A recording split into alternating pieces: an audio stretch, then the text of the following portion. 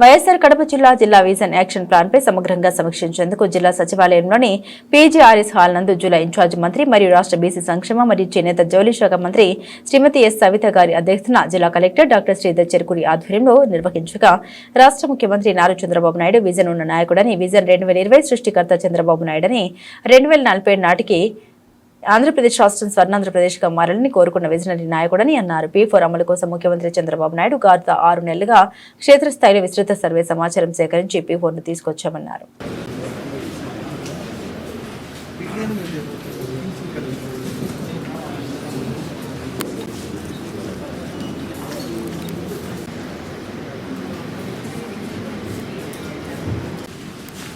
Shrimati Savitha garu, honourable district in-charge minister and minister for backward classes, అదేవిధంగా ఈ P4 foundation YSR Kadapa జిల్లా chapter members అయినటువంటి గౌరవనీయులు కడప శాసనసభ్యురాలు, అదేవిధంగా చీఫ్ విప్ శ్రీమతి రెడ్డప్ప గారి మాధవి గారికి, అలాగే ఈ కార్యక్రమానికి విచ్చేసినటువంటి ఇతర శాసనసభ్యులకి, వారు 55 నిమిషాలు వారు జాయిన్ అవుతారు.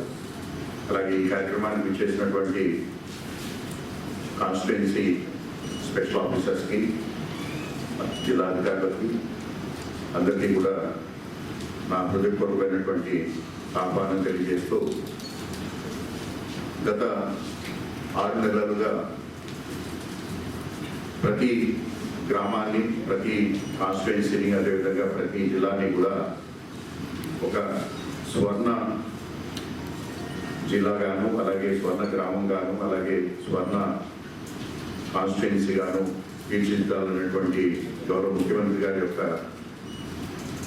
ఆశయంలో భాగంగా మన జిల్లాకు సంబంధించినటువంటి వనరులు, అలాగే ప్రస్తుతం వస్తున్నటువంటి ఆదాయాలు, అలాగే రాబోయే కాలంలో స్వర్ణ ఆంధ్రప్రదేశ్లో భాగంగా మన జిల్లాని తీర్చిదిద్దడానికి కావలసినటువంటి ప్రణాళికలు, వాటిని జిల్లా స్థాయిలోనే తయారు చేయడమే కాకుండా మండల స్థాయిలోనూ, అలాగే కాన్స్టిట్యుయెన్సీ స్థాయిలోనూ, అలాగే గ్రామ స్థాయిలోనూ కూడా తయారు చేసుకుని, సో వాటిని అమలు చేసే విధంగా, అంటే రాబోయే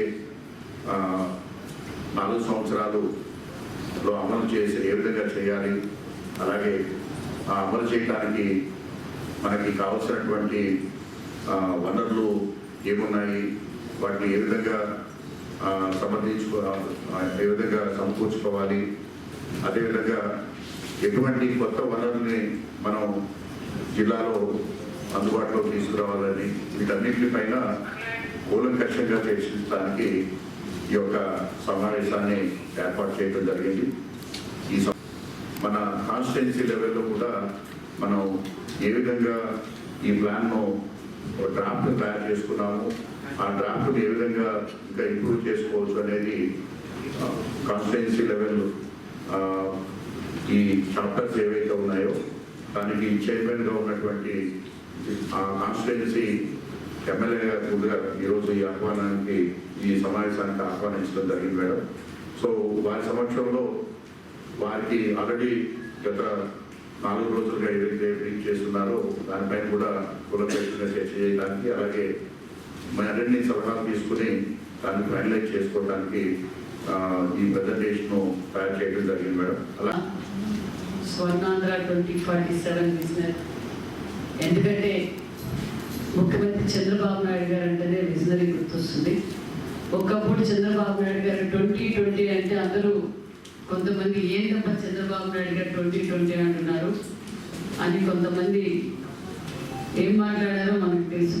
ఈరోజు 2020 విజన్ వల్ల ఎంతమంది లబ్ధి పొందుతున్నారు, ఇతర దేశాల్లో పోయి కూడా ఈరోజు ఒక పక్క వ్యాపారాలు ఇద్దరుగా చేసుకుంటున్నారంటే విజన్ 2020 చంద్రబాబు నాయుడు గారి సృష్టికర్త. మళ్ళీ ఈరోజు 2047 స్వర్ణాంధ్రప్రదేశ్గా మారాలి అని కోరుకున్న వ్యక్తి విజనరీ నాయకుడు ముఖ్యమంత్రి చంద్రబాబు నాయుడు గారు. మరి అధికారంలోకి వచ్చి 1 సంవత్సరం మనం పూర్తి చేసుకున్నాం. పూర్తితో పాటు పూర్తి చేసుకోవడంతో పాటు ఒక పక్క అభివృద్ధి జరుగుతూ ఉంది, సంక్షేమ పథకాలు అందజేస్తున్నాం, సంపద సృష్టిస్తున్నాం, ఉద్యోగాలు సృష్టిస్తున్నాం.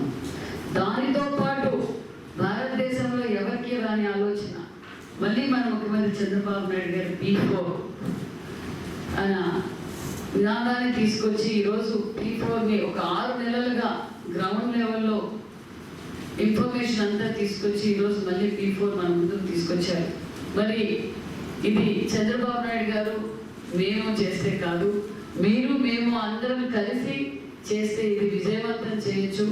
భావి తరాల భవిష్యత్తు కోసం ఈరోజు చంద్రబాబు నాయుడు గారు ఈ నిర్ణయం తీసుకున్నారు. అంటే ఉన్నత స్థానంలో ఉండేవారు ఉన్నతంగానే ఉన్నారు. వాళ్ళని ఎందుకంటే ఏదైనా ఒక గ్రామంలో ఇక్కడ చదివి ఇక్కడ పుట్టి ఇక్కడ పెరిగి విదేశాల్లో సెటిల్ అయినవారు కావచ్చు, మరి ఉన్నత స్థానంలో ఉన్నవారు కావచ్చు, వ్యాపార రంగంలో కావచ్చు, ఉన్నవారికి మన బంగారు కుటుంబాలు ఏదైతే మనం సర్వే చేశామో అది గ్రామీణ స్థాయి నుంచి వారికి అవసరాలు ఏంటి, వాళ్ళని అన్ని రంగాల్లోనూ ముందుకు తీసుకురావాలి అన్న ఉద్దేశంతో చంద్రబాబు నాయుడు గారు P4 సిస్టమ్ పెట్టారన్న విషయం మనందరికీ తెలుసు.